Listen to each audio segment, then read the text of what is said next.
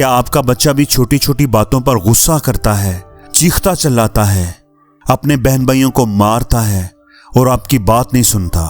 अगर आपका बच्चा भी ऐसा कर रहा है तो यहाँ पर वालिदैन का अमूमी रवैया ये होता है कि जब बच्चा गुस्से में आता है तो वालिदैन पहले तो एक आध बार उसे प्यार से मना करते हैं, लेकिन फिर वालिदैन खुद भी गुस्से में आ जाते हैं।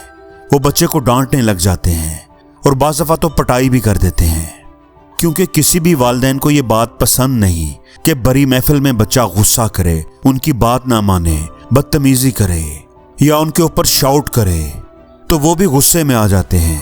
सख्ती से या ताकत से बच्चे को कंट्रोल करने लगते हैं। दोस्तों, न्यूरोसाइंस हमें बताती है कि जब बच्चा गुस्से में आता है तो बेसिकली उसके ब्रेन का एक फंक्शन, ब्रेन का एक पार्ट जिसे एमिग्डाला कहते हैं, वो एक्टिवेट हो जाता है। मतलब वो ज़्यादा एक्टिवेट हो जाता है, जिसकी वजह से बच्चे अपने गुस्से पर काबू नहीं रख पाते। यानी वो जो उनका कंट्रोल सिस्टम है वही उनके हाथ से निकल जाता है, जिसकी वजह से उनको अपने मिजाज पर, अपने गुस्से पर काबू नहीं आ रहा होता और हम समझते हैं कि ये बदतमीज हो गए हैं। अब यहाँ पर वालिदैन के दो तरह के रिएक्शंस हो सकते हैं। पहला, जैसा कि हमने बात की कि वालिदैन अपनी पावर, अपनी अथॉरिटी को यूज करें, बच्चे को सबक सिखाएं, उसे डांटें, उस पर चीखें चिल्लाएं और बच्चा डर के मारे वो काम छोड़ देगा। तो दोस्तों याद रखें, जब वालिदैन बच्चे पर चीखते चिल्लाते हैं तो बच्चा उस वक्त अनकॉन्शियसली ये सीख रहा होता है कि गुस्सा करना ठीक बात है, मैंने भी किया था, अब मेरे पेरेंट्स भी कर रहे हैं तो ये ठीक बात है, और वो मजीद उस रवैये को कॉपी करता है और यूं बच्चा जिद्दी हो जाता है। हमेशा ये बात याद रखें, बच्चा वो नहीं करेगा जो आप उसे कह रहे हैं, समझा रहे हैं, बल्कि वो कुछ करेगा जो वो अपने आसपास होता हुआ देख रहा है, वो उसको कॉपी करेगा। अपने चीखने चिल्लाने से आप उसे थोड़ी देर के लिए तो दबा लेंगे, लेकिन इससे उसका रवैया ठीक नहीं होगा। वालिदैन दूसरा काम ये कर रहे होते हैं कि वो गुस्से में आकर बच्चे को डांट रहे होते हैं और साथ साथ उसे समझा भी रहे होते हैं। मैंने तुम्हें मना किया था ना कि ये काम नहीं करना, मैंने कहा था ना ऐसे नहीं ऐसे करते हैं। अब आप बच्चे को समझा तो रहे होते हैं, लेकिन आपकी आवाज़ बहुत गुस्सीली होती है, लाउड होती है, आपका अंदाज बहुत जारहाना होता है और वालिदैन का ख्याल होता है कि मेरा ऊंचा बोलने से, डांटने से बच्चा बात समझ जाएगा, अपने रवैये को दुरुस्त कर लेगा।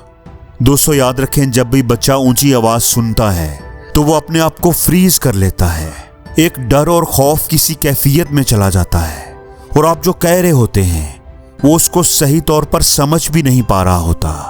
उसकी कम्युनिकेशन तो जैसे ब्लॉक हो चुकी होती है, आपका मैसेज, आपकी आवाज़ उस तक जा ही नहीं रही होती। आपको लग रहा होता है कि आप उसे समझा रहे हैं, लेकिन उसने अपने आप को ब्लॉक कर लिया होता है। उस वक्त सिर्फ और सिर्फ वो खौफसदा होता है। इसलिए याद रखें, डांट डपट करके, चीख चिल्लाकर आप उसे डरा तो सकते हैं, लेकिन उसके रवैये को कभी दुरुस्त नहीं कर सकते। मारने से या डांटने से बच्चा अपने रवैये को नहीं बदलेगा, कभी नहीं बदलेगा। इसलिए सूरत हाल में आपको दो काम करने हैं। पहला तो फौरन करने वाला है, और वो ये कि कोशिश करें किसी तरह से बच्चे की तवज्जो को डाइवर्ट करें। उसकी तवज्जो को, वो जो उल्टा सीधा काम कर रहा है उसे वहां से हटवाएं, उसकी तवज्जो को वहां से हटाएं और उसे किसी और काम की तरफ लगाने की कोशिश करें। बच्चे का कोई इंटरेस्ट का काम उसे करने को दें, या उसे कोई चॉकलेट या उसकी पसंदीदा खाने की चीज दे दें, जिससे उसकी तवज्जो बदल जाए और वो झगड़ा छोड़कर मसरूफ हो जाए। और दूसरा काम जो बहुत ही ज़रूरी है वो ये कि कुछ वक्त गुजरने के बाद उस दिन या अगले दिन बच्चे को अपने पास बुलाएं और उसको संजीदगी से और प्यार से उसके गलत रवैये के बारे में बताएं और उसको समझाने की कोशिश करें कि आपका ये रवैया उस वक्त ठीक नहीं था और आपने आइंदा ऐसा नहीं करना। एक कंफर्टेबल माहौल में जब आप बात करेंगे तो बच्चा उस बात को ज़्यादा अच्छे तरीके से अंडरस्टैंड करेगा, और जब आप इस प्रोसेस को रिपीट करते जाएंगे तो आहिस्ता आहिस्ता बच्चा अपने रवैये में तब्दीली ले आएगा और ये तब्दीली पायदार होगी। और जिंदगी में हर रोज कुछ नया सीखो, नया सोचो, नया करो, लर्न करो।